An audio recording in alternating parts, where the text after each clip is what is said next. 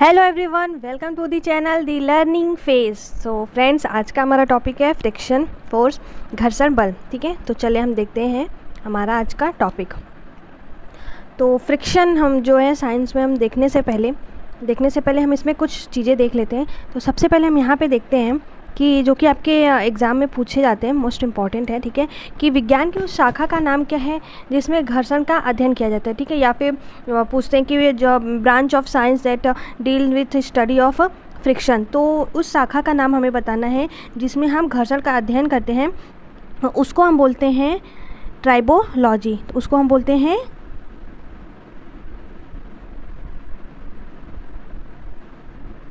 Tribology. ठीक है, इसमें हम क्या करते हैं, इसमें जो है हम घर्षण यानी फ्रिक्शन का अध्ययन करते हैं। फ्रिक्शन का इसमें हम स्टडी करते हैं। ठीक है, उस ब्रांच का नाम हमें बताना है जिसमें हम फ्रिक्शन का स्टडी करते हैं, तो वो हमारा हो जाता है ट्राइबोलॉजी। ठीक है, तो फ्रिक्शन आज का हमारा टॉपिक फ्रिक्शन है। तो इसको स्टार्ट करने से पहले हमने देखा कि उसका अध्ययन किस में करते हैं, ट्राइबोलॉजी। चलिए अब हम नेक्स्ट हम देख लेते हैं। यहाँ पे सबसे पहले हम फ्रिक्शन होता क्या। ठीक है, तो फ्रिक्शन होता क्या है हम ये देख लेते हैं कि जैसे हमने यहाँ पे मान लिया कि कोई एक बॉक्स है। ठीक है, एक यहाँ पे ये बॉक्स है, ये हमारा सरफेस है। ठीक है, इस सरफेस पे एक बॉक्स रखा हुआ है। ठीक है, और यहाँ पे कोई है, ठीक है, जो कि इस बॉक्स को आगे की ओर, ठीक है, आगे की ओर मूव कर रहा है। ठीक है, इसको धक्का दे रहा है। ठीक है, इस ऑब्जेक्ट को धक्का दे रहा है आगे की ओर, तो ये जो है मूव करने लगेगा आगे की ओर। तो इसमें क्या होगा कि जब एक ऑब्जेक्ट कोई सरफेस पे है, ठीक है, वो मूव कर रहा है, तो इसमें जो है एक बल कार्य करने लगता है, एक बल कार्य करने, फोर्स कार्य एक्टिव हो जाता है। ठीक है, तो उसको हम क्या बोलते हैं, फ्रिक्शन। ठीक है, वही हमारा क्या होता है, फ्रिक्शन, जो कि हमारा जो ऑब्जेक्ट मूव कर रहा है उसके जस्ट अपोजिट डायरेक्शन में लगता है। ठीक है, यह जो बल वस्तु की गति के विपरीत दिशा में, जैसे ये हमारा ऑब्जेक्ट है, ये जो है अगर इस डायरेक्शन में लग रहा है, मूव हो रहा है, तो जो हमारा बल होता है, फोर्स होता है, फ्रिक्शन फोर्स होता है, वो हमारा क्या होता है, ये इसके ऑब्जेक्ट के अपोजिट डायरेक्शन में मूव करता है। यही हमारा क्या होता है, फ्रिक्शन। ठीक है, यही हमारा होता है फ्रिक्शन। इसी को हम बोलते हैं फ्रिक्शनल फोर्स। ठीक है, फ्रिक्शनल फोर्स क्या होता है कि कोई ऑब्जेक्ट है जिसको हम मूव कराते हैं, मूव करने लगता है, एक सरफेस पे होता है। यहाँ पे एक चीज़ ध्यान रखिएगा कि अगर ये ऑब्जेक्ट, जैसे इसको हम थोड़ा सा ऊपर उठा दें, ये हमारा सरफेस में यहाँ पे, जैसे यहाँ पे एक हमने यहाँ पे ऑब्जेक्ट ले लिया, ये सरफेस से इतना ऊपर है, तो यहाँ पे हमारा फ्रिक्शन बल कार्य नहीं करेगा। ठीक है, घर्षण बल हमारा कार्य नहीं करेगा। क्यों? क्योंकि हमारा जो ऑब्जेक्ट है, जब तक ये जो है सरफेस के टच में, कांटेक्ट में नहीं आएगा, हमारा फ्रिक्शन फोर्स जो है वर्क नहीं करेगा। तो जब भी ऑब्जेक्ट जो है एक सरफेस के टच कांटेक्ट में रहता है, तो ये जो है ऑब्जेक्ट के अपोजिट डायरेक्शन में जो है लगता है हमारा फ्रिक्शनल बल। ठीक है, तो चलिए हम इसका मैंने एक डेफिनेशन इसका हम देख लेते हैं। यहाँ पे हमने डेफिनेशन में देखा क्या है कि when one surface is moving over another surface, a force come into play and opposite there relative motion, this force is called friction और फोर्स ऑफ फ्रिक्शन। ठीक है, यहाँ पे जो मैंने बताया था वही लिखा है कि जब हम सरफेस पे कोई भी एक सरफेस पे कोई भी दूसरा ऑब्जेक्ट है जिसका वो सरफेस दोनों टच में है, ठीक है, तो हमारा क्या होता है कि इस पर एक बल कार्य करने लगता है जो कि हमारा जो ऑब्जेक्ट है इसके अपोजिट डायरेक्शन में लगता है। ठीक है, यही हमारा घर्षण बल कहलाता है, फ्रिक्शन फोर्स कहलाता है।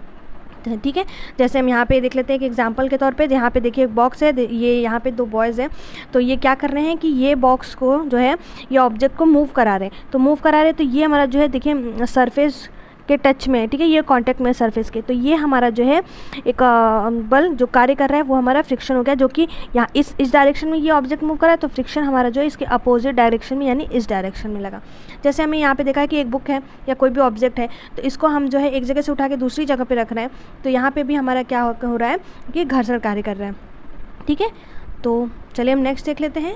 यहाँ पे क्या हुआ दिया है कि फ्रिक्शन यानी घर्षण always oppose motion because it acts in opposite direction to motion, यानी गति का विरोध करता है क्योंकि यह गति के विपरीत दिशा में लगता है। तो अगर फ्रिक्शन नहीं होगा तो चलना पॉसिबल नहीं होगा। फ्रिक्शन के कारण ही जो है हम आसानी से चल पाते हैं। ठीक है, क्योंकि जब दो ऑब्जेक्ट जो है कांटेक्ट में आते हैं तो वो कांटेक्ट में आते हैं तो वो क्या करते हैं कि गति का विरोध करने लगते हैं, ठीक है। यहाँ पे सेकेंड हम देख लेते हैं क्या होता है कि force of friction arise due to contact between no surface if there is no contact between two surface, sorry यहाँ पे टू सरफेस रहेगा, if there is no contact between two surface there would be no friction. यानी अगर जो है दो object जो है एक सरफेस के टच में रहेगा, ठीक है, कॉन्टैक्ट में रहेगा, तभी हमारा जो है हमारा ये फोर्स लगेगा, ठीक है, हमारा जो घर्षण बल कार्य करेगा। अगर नहीं होगा तो दिया है यदि दो सतह के बीच में कोई संपर्क नहीं होगा तो हमारा घर्षण कार्य नहीं करेगा।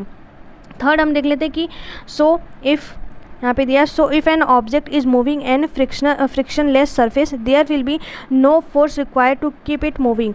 यानी कह रहे हैं कि जो है यहाँ पे हम फ्रिक्शनलेस सरफेस पे अगर हम मूव करा रहे हैं, ठीक है, यहाँ पे घर्षण बल नहीं है तो यहाँ पे कोई no force required to keep moving, यानी इसको कोई फोर्स की ज़रूरत नहीं होगी इसको मूव करने के लिए, क्योंकि यहाँ पे ये फ्रिक्शनलेस रहेगा, ठीक है, एकदम स्मूथ सरफेस रहेगा तो ये ऑटोमेटिक ही मूव करने लगेगा। क्योंकि हमें जो है यहाँ पे दिया हुआ है ना कि गति का विरोध करता है, तो अगर फ्रिक्शन रहेगा तो कोई भी ऑब्जेक्ट अगर मूव कर रहा है तो वो फ्रिक्शन के कारण ही रुक जाता है। तो अगर सरफेस पे हमारा फ्रिक्शन नहीं लग रहा है, ठीक है, घर्षण नहीं है, तो ये ऑब्जेक्ट जो है कंटिन्यू अपना मूव करता रहेगा, अगर जब तक हम उस पर कोई बाहर से कोई बाह्य बल नहीं लगाते, ठीक है।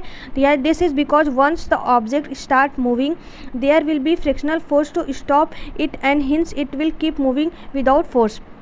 तो वही चीज़ है कि because once the object start moving there will be frictional force to stop it and hence it will keep moving without force. बिना फोर्स के ये जो है कंटिन्यू मूव करने लगेगा, ठीक है। चलिए हम नेक्स्ट देख लेते हैं यहाँ पे कि हमने यहाँ पे देखा फ्रिक्शन के बारे में, ठीक है, फोर्स घर्षण बल क्या होता है उसको मैंने समझाया। फिर हमने यहाँ पे क्या देखा कि इसका डेफिनेशन क्या होता है एक एग्जाम्पल के तौर पे, और हमने यहाँ पे कुछ इसके फ्रिक्शन के बारे में कुछ चीज़ें देखी। अब देख लीजिए कि फ्रिक्शन के टाइप क्या होते हैं, ठीक है। जो हमारा फ्रिक्शन होता है यहाँ पे मैं लिख देती हूँ, हो गया टाइप ऑफ फ्रिक्शन, ठीक है। ये हमारा कितना घर्षण के प्रकार, ठीक है। तो घर्षण जो है दो प्रकार के होते हैं। पहला क्या होता है हमारा होता है स्टैटिक, एक स्टैटिक फ्रिक्शन होता है, और दूसरा हमारा हो जाता है डायनामिक फ्रिक्शन। डायनामिक या फिर हम इसी को बोल सकते हैं काइनेटिक, ठीक है, इसी को हम बोल सकते हैं काइनेटिक फ्रिक्शन, ठीक है। दो टाइप के हमारे होते हैं फ्रिक्शन, पहला होता है स्टैटिक फ्रिक्शन और दूसरा होता है हमारा डायनामिक या काइनेटिक फ्रिक्शन। तो स्टैटिक फ्रिक्शन में क्या होता है कि जो भी ऑब्जेक्ट, जैसे यहाँ पे एक सरफेस है, ठीक है, इस पर हमने कोई ऑब्जेक्ट रख दिया है, ठीक है, ये ऑब्जेक्ट हमारा क्या है विरामावस्था में, ठीक है, विरामावस्था में यानी रेस्ट में है, ठीक है। तो जब हमारा जो है ऑब्जेक्ट रेस्ट में रहता है तो उस पर जो है जो बल कार्य करता है वो हमारा स्टैटिक फ्रिक्शन होता है, ठीक है। कोई भी ऑब्जेक्ट अगर रेस्ट में है तो उस पर फ्रिक्शन बल कार्य कर रहा है, फ्रिक्शन फोर्स वर्क कर रहा है, तभी वो हमारा क्या है विरामावस्था में है, ठीक है। तो और ये जो है अपोजिट डायरेक्शन में लगता है ये ऑब्जेक्ट के, ठीक है। तो यहाँ पे हमारा जो स्टैटिक फ्रिक्शन होता है ये हमारा जो है जब ऑब्जेक्ट विरामावस्था में रहता है तब लगता है। और डायनेमिक की बात करें, मैं यहाँ इसको डिलीट कर दूँ, तो यहाँ पे ये डायनेमिक की अगर हम बात करें डायनेमिक फ्रिक्शन की, या फिर हम इसको काइनेटिक फ्रिक्शन की बात करें, तो ये दो टाइप के होते हैं। पहला होता है हमारा एक स्लाइडिंग होता है, ठीक है, एक स्लाइडिंग फ्रिक्शन, और एक दूसरा होता है हमारा रोलिंग। आगे मैं इस पे डिटेल में बताऊंगी। दूसरा हमारा होता है रोलिंग, इसको हम बोलते हैं सर्पीय घर्षण, ठीक है, इसको हम बोलते हैं सर्पीय घर्षण, और इसको हम बोलते हैं लोटनिक, ठीक है, लोटनिक घर्षण, ठीक है। तो सर्पीय में क्या होता है कि सर्पीय जो स्लाइडिंग वाला रहता है, स्लाइडिंग फ्रिक्शन में इसमें क्या होता है, जैसे आपने देखा होगा कि वो एक होता है ना, यहाँ पे ऐसे जो यहाँ पे ऐसे सीढ़ी रहता है, ठीक है, इस पे चढ़ के जो हम स्लाइड करते हैं उस टाइप के जो घर्षण होते हैं, ठीक है, वो हमारा सर्पीय घर्षण यानी स्लाइडिंग फ्रिक्शन कहलाता है। रोलिंग, जैसे कि जो व्हील होता है, व्हील ये अपना रोल करते हुए आगे बढ़ता है, ठीक है, वो हमारा क्या होता है रोलिंग फ्रिक्शन कहलाता है, ठीक है। तो चलिए हम इसके बारे में डिटेल में देख लेते हैं कि ये क्या होता है। तो सबसे पहले देखिए हमारा फ्रिक्शन जिसमें हमारा दिया हुआ है, एक होता है स्टैटिक फ्रिक्शन, दूसरा होता है स्लाइडिंग फ्रिक्शन, रोलिंग फ्रिक्शन, ठीक है। तो यहाँ पे इसमें क्या हुआ कि नो मोशन मतलब रेस्ट में है, ठीक है, मोशन नहीं है, तो इस पर फोर्स लग रहा है, इस पर फ्रिक्शन अपोजिट डायरेक्शन में सब में रहेगा, ठीक है। ये स्लाइडिंग हो गया, रोलिंग हो गया, और ये हमारा स्टैटिक हो गया। चलिए नेक्स्ट देख लेते हैं सबसे पहले स्टैटिक फ्रिक्शन के बारे में। स्टैटिक फ्रिक्शन में क्या होता है, स्टैटिक फ्रिक्शन में हम देख लेते हैं कि if it is the force required to overcome friction at the instant and object start moving from rest, for example pushing a box which is stationary, ठीक है। तो यहाँ पे वही चीज़ है कि एक बॉक्स है, इसको हम जब मूव कराते हैं, ठीक है, पुश करते हैं बॉक्स को, मूव कराते हैं आगे के लिए, जो कि रेस्ट में है, ठीक है, तो वो हमारा स्टैटिक फ्रिक्शन कहलाता है। स्लाइडिंग फ्रिक्शन के बारे में मैंने बताया था, जो कि सर्पी या फिसलन घर्षण कहलाता है। उसमें क्या होता है कि जब हम बताया था मैंने, जैसे कि जो जो झूला उस पर होता है स्लाइडिंग वाला, ठीक है, तो उस पर जो स्लाइड करता है वो हमारा स्लाइडिंग रहता है। थर्ड हमारा it is a force required to keep the object moving with the same speed, for example pushing a box which is already in motion. तो वही है कि जब हमारा यहाँ पे मैं डिलीट करूँ कि जब कोई मोशन में है, ठीक है, ऑलरेडी मोशन में है, उसको हम उस पर हम जो है फोर्स लगा रहे हैं, वो हमारा क्या हो जाता है, हमारा स्लाइडिंग फ्रिक्शन कहलाता है। कि जब कोई भी ऑब्जेक्ट मोशन में है, ठीक है, फ्रिक्शन तो कार्य कर रहे हैं, मोशन में है, उस पर फोर्स लगाते हैं, वो हमारा स्लाइडिंग फ्रिक्शन कहलाता है। थर्ड हमारा हो जाता है रोलिंग फ्रिक्शन, ठीक है। रोलिंग फ्रिक्शन में क्या होता है कि इसको घूर्णन घर्षण, या फिर हम इसको जो है रोलिंग या फिर घूर्णन, या फिर हम इसको बोलते हैं लोटनी घर्षण, ठीक है। तो यहाँ पे दिया है कि it comes into play when one body roll over the surface of another body, for example, ठीक है, suitcase and bag are fitted with rollers which make it easier to pull them. जैसे मैंने यहाँ पे बताया था कि यहाँ पे व्हील वाला, ठीक है, जैसे आपका ये बैग हो जाता है, ठीक है, ये ट्रॉली बैग जो हो जाता है, यहाँ पे नीचे अपने यहाँ पे व्हील लगाया रहता है, जिसको खींचना ईजी हो जाता है, वो हमारा रोलिंग फ्रिक्शन में आ जाता है, ठीक है। तो यहाँ पे हो गया हमारा फ्रिक्शन, कि फ्रिक्शन कितने टाइप के होते हैं हमने ये देख लिया। अब हम जो है फ्रिक्शन के कुछ लाभ भी हैं और कुछ इसकी जो है कुछ जो है इससे कुछ हमें लाभ भी, तो यहाँ पे इससे कुछ फ़ायदे हैं और कुछ इससे नुकसान भी होते हैं, ठीक है, जो हमारे घर्षण होते हैं। जैसे फ़ायदे होते हैं कि इसकी वजह से फ्रिक्शन होता है तो हम इजीली चल पाते हैं, और जो है एक स्मूथ फ्रिक्शन होता है जिसकी वजह से हम लिख पाते हैं, तो बहुत सारे इसके फ़ायदे होते हैं। नुकसान होते हैं जैसे कि हमारा जो मशीन होता है, अगर इसमें जो है फ्रिक्शन ज़्यादा हो जाता है तो वो वर्क नहीं कर पाता है प्रॉपरली, और उसमें जो है वेस्ट ऑफ एनर्जी हो जाती है, ठीक है, उसमें। तो उसको जो है अगर ऐसा हो जाता है फ्रिक्शन, तो उसको मिनिमाइज़ करने के लिए हमें क्या करना होगा, तो उसके बारे में हम देख लेते हैं। तो यहाँ पे हम देख लेते हैं, ठीक है। जैसे पहले मैं उसको स्टार्ट करने से पहले मैं ये देख लेती हूँ, हम ये देख लेते हैं फ्रिक्शन के बारे में। यही है जो हमारा था यहाँ पे फ्रिक्शन, स्टैटिक फ्रिक्शन था कि यहाँ पे है रेस्ट में है, ठीक है, यहाँ पे फ्रिक्शन कार्य कर रहा है, पुश कर रहे हैं, ये हमारा रेस्ट हो गया। यहाँ पे हमने स्लाइडिंग वाला लगाया था, ठीक है, देखिए ये बच्चे बैठे हैं, यहाँ स्लाइड कर रहे हैं, ये हमारा स्लाइडिंग फ्रिक्शन में आ जाता है। रोलिंग फ्रिक्शन में जैसे ये हमारा बॉल है, ठीक है, और सरफेस है, फ्रिक्शन हो रहा है, अपोजिट डायरेक्शन में रोल कर रहा है, ठीक है। तो यहाँ पे हमने देख लिया। अब एक क्वेश्चन देख लेते हैं कि यहाँ पे दिया है कि which of the following is the correct increasing order of the rolling, static and sliding friction.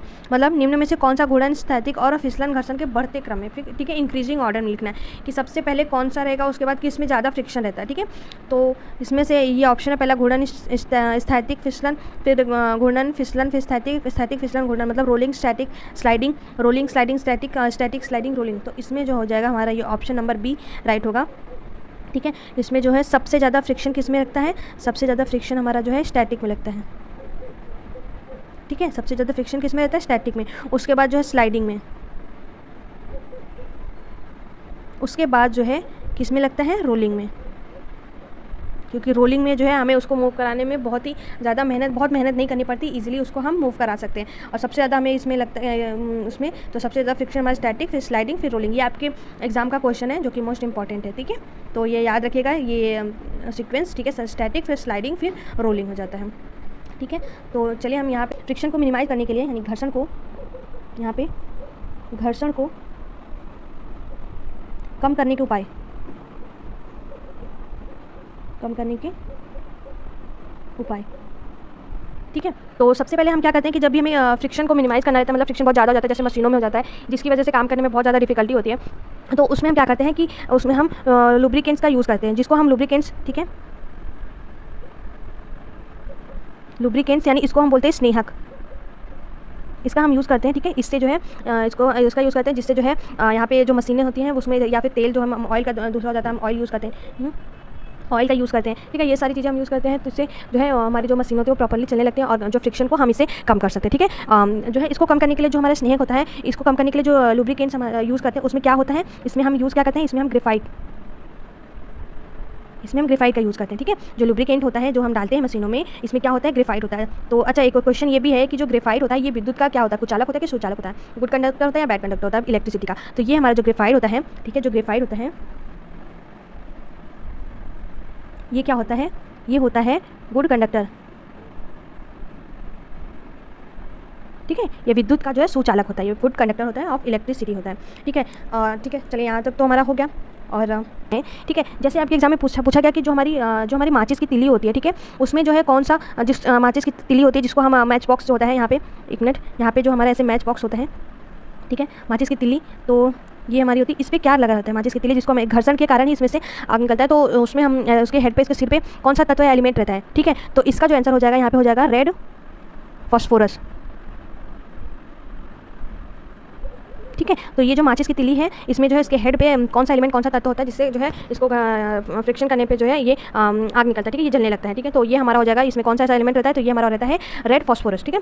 Second हमारा अगर देखें तो क्वेश्चन आता है, जैसे आपका लिक्विड होता है जो कि फ्लो करता है, उसमें जो है जो कौन सा फ्रिक्शन होता है, ठीक है। जैसे हमारा ये लिक्विड है, ठीक है, ऐसे लिक्विड है, इसमें कौन सा फ्रिक्शन होता है, ठीक है। तो इसमें क्या होता है हमारा, इसमें होता है विस्कोसिटी, या फिर इसी को हम बोलते हैं ड्रैग, ठीक है। इसी को हम बोलते हैं विस्कोसिटी या इसी को हम बोलते हैं ड्रैग, ठीक है।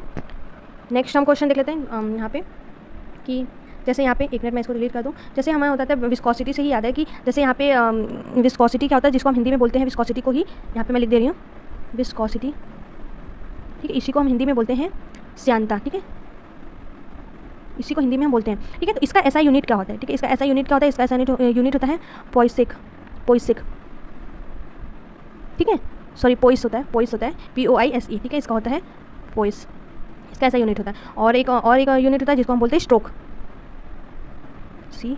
स्ट्रोक, ठीक है, इसका ऐसा यूनिट होता है। तो विस्कोसिटी क्या होता है, जैसे आपने देखा होगा यहाँ पे, जैसे आपने देखा होगा कि हमने लिया एक शहद होता है हनी और वाटर, तो विस्कोसिटी सबसे ज़्यादा इसमें किसकी रहती है, हनी की, ठीक है। यहाँ पे हनी लिख दे रही हूँ, हनी, और यहाँ पे हो जाएगा वाटर, ठीक है। तो वाटर, तो इसमें से जो है विस्कोसिटी सबसे ज़्यादा जो है हनी की रहती है, ठीक है। ये आपके एग्जाम में पूछा गया है कि हनी या फिर कोई अनदर ऑप्शन दे दिया गया है, तो उसमें पूछा है कि विस्कोसिटी किसकी सबसे ज़्यादा होती है, तो जो जितना ज़्यादा थिक रहता है, ठीक है, जो जितना ज़्यादा थिक रहता है उसकी विस्कोसिटी उतनी ज़्यादा ही रहती है, ठीक है। तो थिन वाला जो लेस रहेगा, थिक वाला ज़्यादा रहेगा। तो ये थे आपके जो है क्वेश्चन। आई होप आपको सारी चीज़ें क्लियर हो गई होंगी, अच्छे से समझ आ गई होंगी। अगर नहीं समझ आई हो तो प्लीज़ एक बार और वीडियो को देख लीजिएगा, ठीक है। और अगर वीडियो आपको पसंद आई हो तो प्लीज़ वीडियो को लाइक, शेयर और सब्सक्राइब करें। तो थैंक यू सो मच।